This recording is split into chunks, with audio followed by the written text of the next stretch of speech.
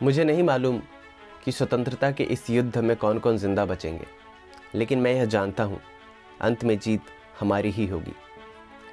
यह कथन सुनने में बस एक कथन मात्र है जो लोगों को कुछ समय के लिए उत्साहित कर देगा और हम अपना फ़ोन स्क्रॉल करते हुए अगले रील्स या शॉर्ट्स की तरफ बढ़ जाएंगे। लेकिन आज़ादी के लिए लड़ रहे हमारे वीरों में उस वक्त इस कथन ने एक प्राणवायु की तरह नई ऊर्जा फूंक दी थी। आज 23 जनवरी है। आम लोगों के लिए ये तारीख एक तारीख के ही जैसा है, लेकिन जो लोग आज़ादी और देश के इतिहास में रुचि रखते हैं उनके लिए ये दिन किसी त्योहार से कम नहीं।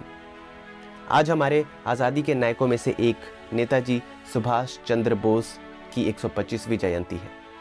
परंतु इस वर्ष ये तारीख और ज़्यादा खास हो गया है क्योंकि इस साल उनकी जयंती को भारत सरकार ने पराक्रम दिवस के रूप में मनाने का निश्चय किया है। सबसे पहले तो आप सभी को पराक्रम दिवस की ढेर सारी शुभकामनाएं।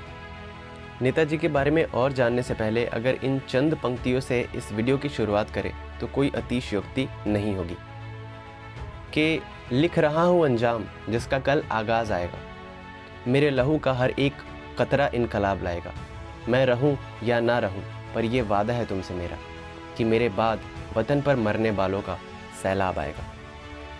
नेताजी कहते थे जो अपनी ताकत पर भरोसा करता है वो आगे बढ़ता है और उधार की ताकत वाले घायल हो जाते हैं। जानते हैं तुम मुझे खून दो और मैं तुम्हें आज़ादी दूंगा का नारा देने वाले नेताजी से जुड़ी कुछ खास बातें।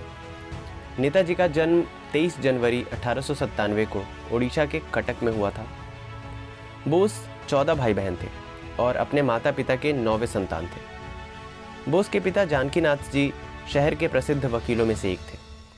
नेताजी ने कलकत्ता यूनिवर्सिटी से बीए की डिग्री हासिल की।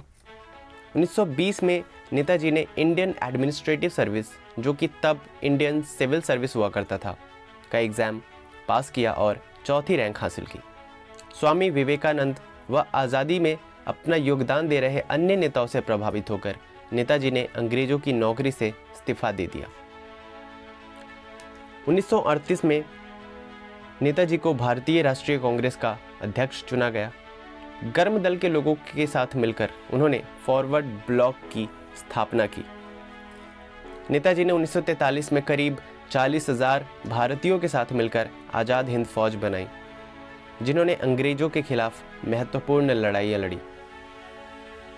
महात्मा गांधी को राष्ट्रपिता के रूप में पहली बार नेताजी ने ही संबोधित किया था और सुभाष चंद्र बोस को नेताजी कहकर सबसे पहले जर्मनी के तानाशाह अडोल्फ हिटलर ने संबोधित किया था।